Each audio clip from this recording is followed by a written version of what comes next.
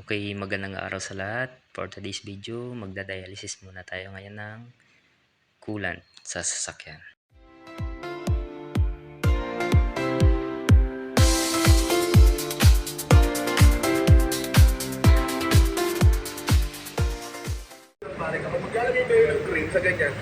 Magda-dialysis tayo dito ng coolant.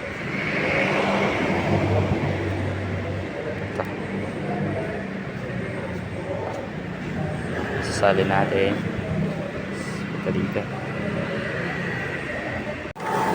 Ayan, ilalagay na natin yung coolant sa machine.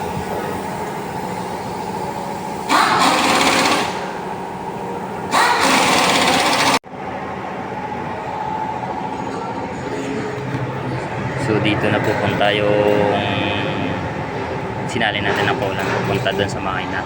Tapos yung lumang coolant naman na galing sa makina dito mapupunta. So ito ay gupin papuntang makina, tapos yung luma tawid dito. Yan pa yung dialysis. So yan, nakabit na natin.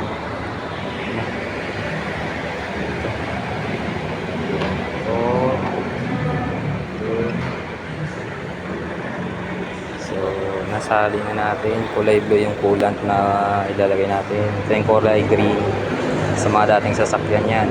So indication dyan mamaya pagka pares na yung kulay dito, pag nagkulay blue na yan, ibig sabihin okay na yung nirefill natin na coolant. Abangan nyo mamaya pagka umandar na. So dito umandar na yung sasakyan. So pasensya na kayo sa pagkuha ko ng video guys. Tagilid siya. So makikita nyo yan, yung bula-bula na yan. Yan. Nag-iigot na po yung machine. Nag-iigot na po yung yan. Nakikita nyo yung ano.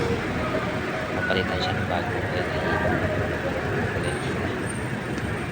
So yun lang guys. Salamat po sa panonood.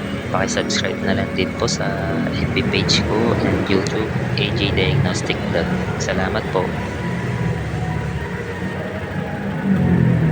Yes, sir.